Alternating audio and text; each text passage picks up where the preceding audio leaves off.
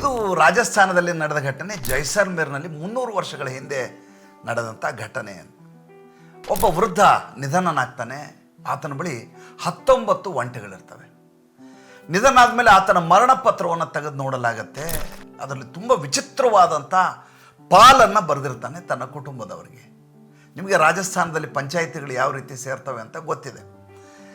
ಆ ಮರಣಪತ್ರದಲ್ಲಿ ಆತ ಬರೆದಿರ್ತಾನೆ, ನನ್ನ ಬಳಿ 19 ಒಂಟೆಗಳಿದ್ದಾವೆ, ಇದರಲ್ಲಿ ಅರ್ಧದಷ್ಟನ್ನು ನನ್ನ ಹಿರಿಯ ಮಗನಿಗೆ ಕೊಡಬೇಕು, ಕಾಲು ಭಾಗವನ್ನು ಮಗಳಿಗೆ ಕೊಡಬೇಕು, 1/5 ನನ್ನ ಕೆಲಸಗಾರನಾದಂಥ ಶಾಮುಗೂ ಕೊಡಬೇಕು ಅಂತ. ಎಲ್ಲರಿಗೂ ತಲೆ ಕೆಟ್ಟು ಹೋಗ್ಬಿಡ್ತಲ್ರಿ. 19 ಒಂಟೆ ಇದ್ದಾವೆ, ಇದರ ಅರ್ಧ ಕೊಡಿದ್ರೆ 9.5 ಒಂಟೆ ಕೊಡಬೇಕು. 9.5 ಒಂಟೆಯನ್ನು ಹಂಚೋದು ಹೆಂಗೆ?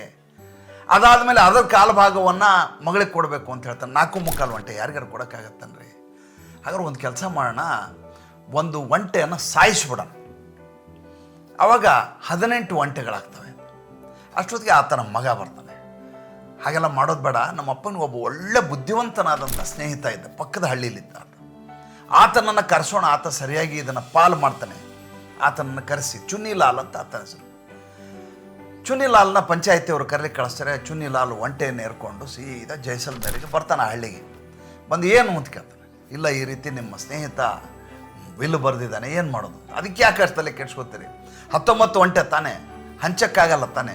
ಒಂದು ಕೆಲಸ ಮಾಡಿ, ನನ್ನ ಒಂಟೆನೂ ಕೊಟ್ಬಿಡೋಣ ಅವನಿಗೆ, ಅವಾಗ ಹಂಚೋದು ಈಸಿ ಆಗ್ಬಿಡುತ್ತೆ. ಎಲ್ಲರೂ ನಗ್ಲಿಕ್ಕೆ ಶುರು ಮಾಡ್ತಾರೆ. ಇವನು ಹುಚ್ಚನ, ಇವನು ಮುಂಚೆ ಅವನೇ ಹುಚ್ಚ ಬರೆದವನು, ಕೊಡ್ತಾ ಇರೋ ಇನ್ನೊಬ್ಬ ಹುಚ್ಚ, ಏನ್ರಿ ಇದು ಅಂತ. ನೀವು ಮಾಡಿ, ನೀವು ಲೆಕ್ಕ ಅಂತ. ಆಯಿತು, 20 ಒಂಟೆಗಳಾದವು. 10 ಒಂಟೆನ ಹಿರಿಯ ಮಗನಿಗೆ ಕೊಡಲಾಯಿತು, 5 ಒಂಟೆಯನ್ನು ಮಗಳಿಗೆ ಕೊಡಲಾಯಿತು, ಇನ್ನು 4 ಒಂಟೆಯನ್ನು ಚುನ್ನಿಲಾಲ್ ಆತನ ಕೆಲಸವನ್ನು ಕೊಡಲಾಯಿತು. ಆದರೂ 1 ಒಂಟೆ ಉಳಿತು. ಆ 1 ಒಂಟೆಯನ್ನೇರಿ ಆತನ ಸ್ನೇಹಿತ ವಾಪಸ್ ತನ್ನ ಹಳ್ಳಿಗೆ ಹೋಗ್ತಾನೆ. ಜೀವನದಲ್ಲಿ ಸ್ನೇಹಿತರಿರಬೇಕು. ಎಂಥ ಸ್ನೇಹಿತರು ಅಂದರೆ ತ್ಯಾಗ ಮಾಡಲಿಕ್ಕೆ ಸಿದ್ಧರಿರಬೇಕು, ಸಮಸ್ಯೆ ಬಂದಾಗ ಪರಿಹರಿಸುವಂಥ ಸ್ನೇಹಿತರಿರಬೇಕು. ಅದು ಈ ದೃಷ್ಟಾಂತದ ತಾತ್ಪರ್ಯ.